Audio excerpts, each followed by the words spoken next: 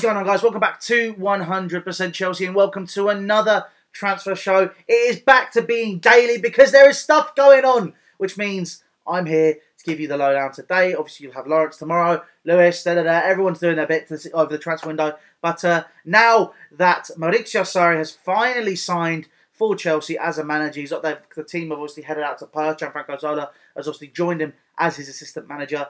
We can start talking about transfers with a bit of substance now. We know what's going on. We understand the scenario. And there's a lot to get through today, to be honest. And it's actually nice to be able to look at the screen and see that it kind of...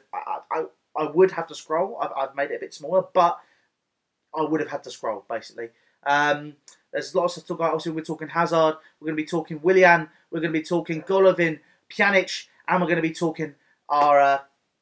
other players, this as well, because we seem to be raiding them ever since they signed Ronaldo. But let's get straight into it and let's talk a bit about Eden Hazard. So apparently, if you've seen the news today, you will know that Real Madrid are currently valuing Eden Hazard at £112 million, and that is what they're going to put in as their opening bid. Now Chelsea, obviously, for pretty obvious reasons, considering Coutinho and other players as well. Ousmane Dembele went for 150 million plus. We kind of value Hazard a little bit higher in terms of what he can bring to the table. And we value him at £200 million. Now, there are negotiations that are open. This has been said. If you're following Simon Phillips on Twitter, make sure you do that. That's really important because that's where a lot of the great news comes from. You get that there first. You will see that... Chelsea and Real Madrid are having conversations about Hazard. Stuff is moving forward, so it seems that the chances of this transfer happening are particularly high. He's not going to get Mbappe. They're not going to get Neymar. Both have committed their future to Paris Saint-Germain, and those were their first two targets, and it's not quite materialised. So that means they're going to go for what they consider their plan C was, which was Eden Hazard. So this seems to be moving through the works very quickly, and this deal could happen. It is very likely to happen. And obviously Chelsea have had to line up replacements as well. Now, one of these replacements, people said I was stupid about it the other day. If you watch the live stream, you'll see every single Sunday we do a live stream and I kind of answer your questions and talk about the news that day. Wilfried Zaha is very high up Chelsea's list as a potential option. What did I tell you? Look, listen, Wilfried Zaha as a player, look, he's not Eden Hazard. We have to realise we have been very fortunate to be able to watch this player week in, week out for such a sustained period of time. Realistically, if we really thought about it, he could have left Chelsea a few years ago. He stayed 6 years, and now obviously he's looking to move on. So we've got to find the replacements. Replacement is the wrong word. This is what I keep saying. When you see tabloids and people saying replacement, it's because there's not a better word that fits it. In terms of physical shape in the team, in terms of having a winger, we're looking at Wilfried Zaha as a player to come into the side.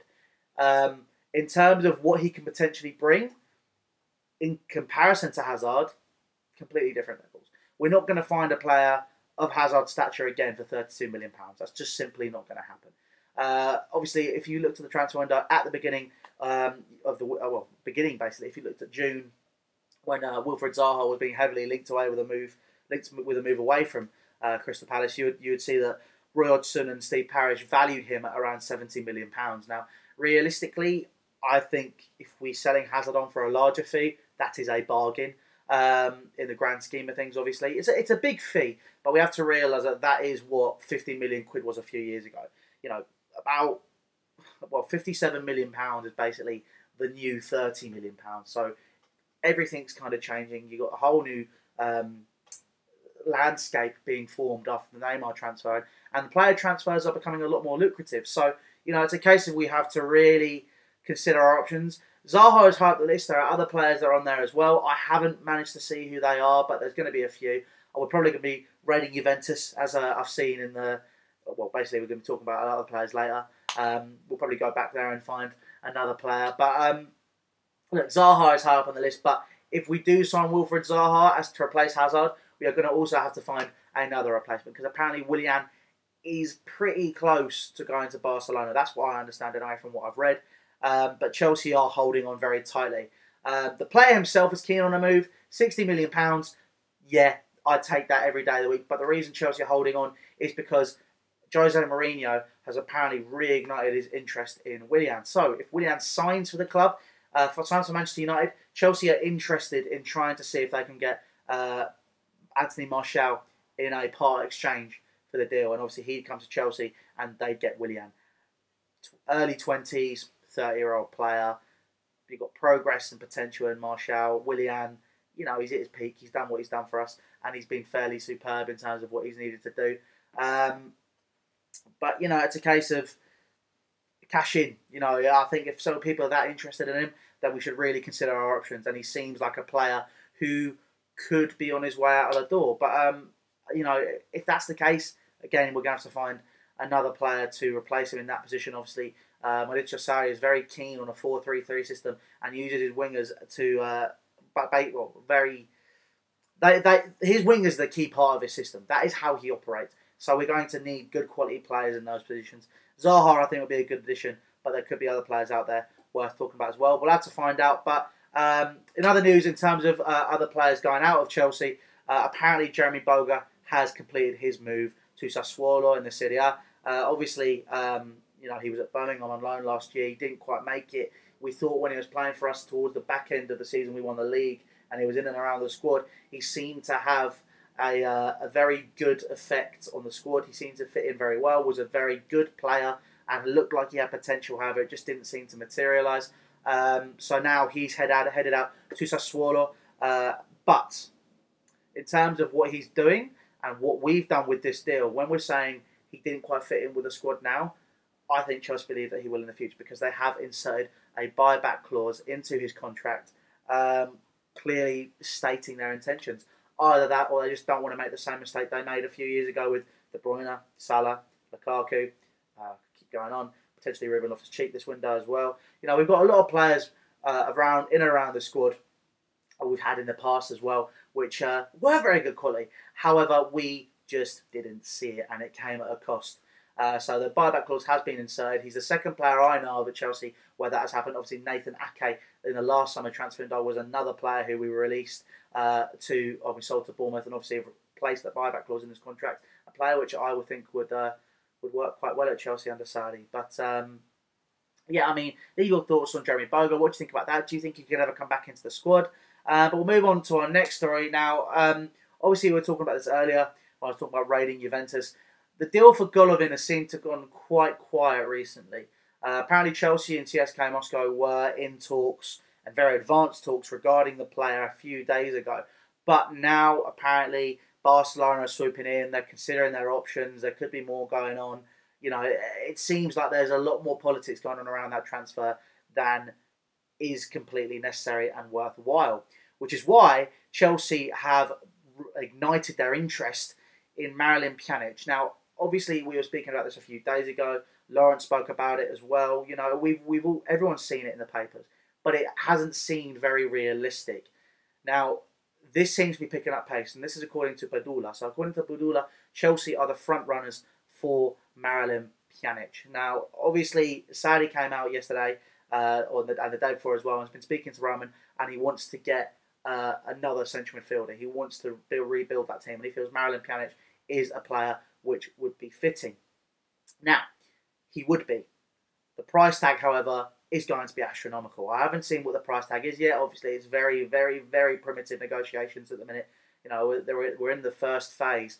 But Chelsea seem to be very interested in the player. Now, the reason we report stuff on here is obviously we like to talk about stuff which is realistic, stuff that, you know, we see in the papers and seems like it could happen.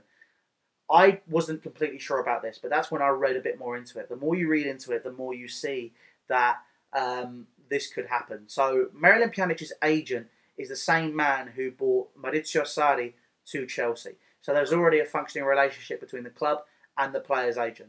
That is the first step. If you get on with the agent and all that kind of stuff, they can push the moves. The agents are the key to developing those relationships with players. Now,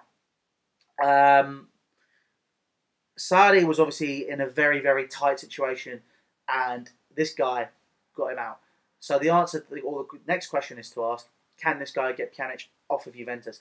Pjanic is probably one of Juventus' biggest players, their biggest assets in terms of that central midfield position. You know, he is a very solid player. He had a lot of potential, still does, and he has a lot of resale value. That's another reason why Juventus are so keen to keep hold of him, because the longer they keep hold of him, the more he continues to perform, the more his value goes up. Now, obviously, he's going to have a higher value as it is already. When they signed him from Roma, he was one of the hottest prospects in Europe. You know, he was one of those players where everyone wanted to get their hands on. Barcelona were after him then, and they're after him now. So, this is what we're up against. But we have the cards in our hands because we have contact with his agent. His agent is also part of the raid for Chelsea on Juventus, because he is also a key figure in sorting out the Gonzalo Higuain and Daniele Rugani deals. Now, in terms of a deal for the pair of them, it seems like it will happen, and it's pretty much 60-70% done. However, the clubs just need to agree a valuation. They're a little bit off on what they want from each other. Juventus are demanding about 100 million euros. Chelsea don't quite value the pair at that. They're going 95. I mean, just pay the extra 5 million. It's really not that much.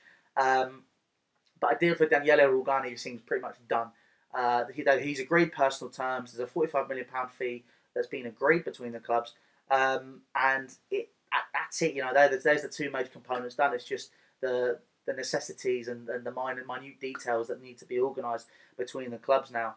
Apparently, he's agreed a £77,000 a week pay packet at the club. I think it's a 4 or 5 year deal. That's what I've been seeing, and it is a good signing if we were short on defenders in that area. Like I was saying on Nini's stream the other day, if you were watching it, look, we have an excessive amount of centre halves in that position, and we need to cut down. If anything, we don't need to sign any more.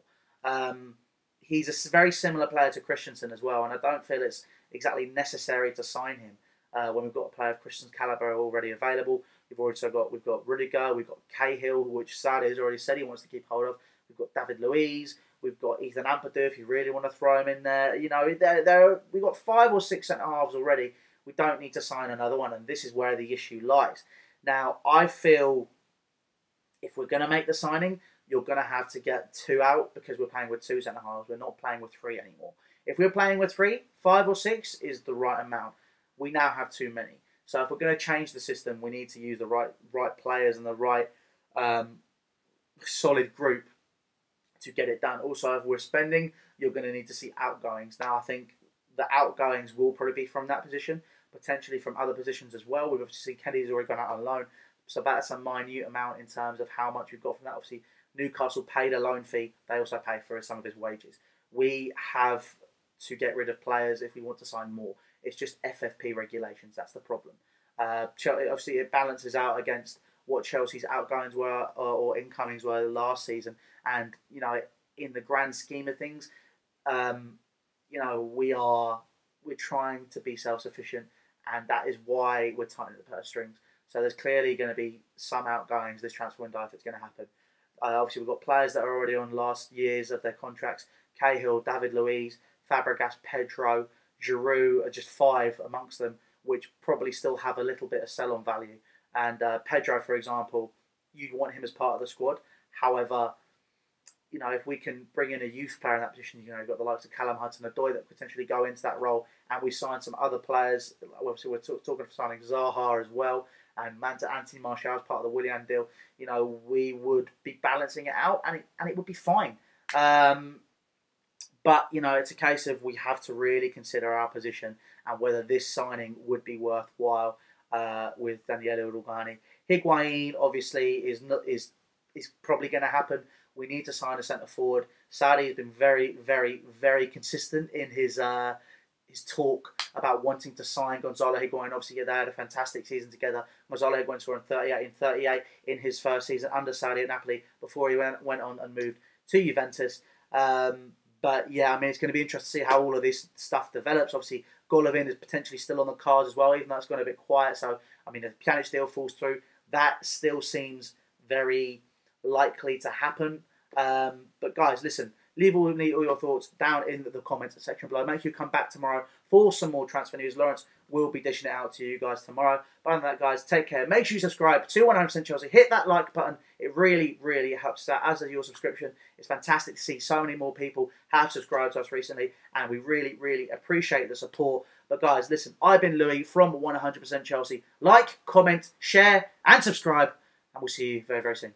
Take care.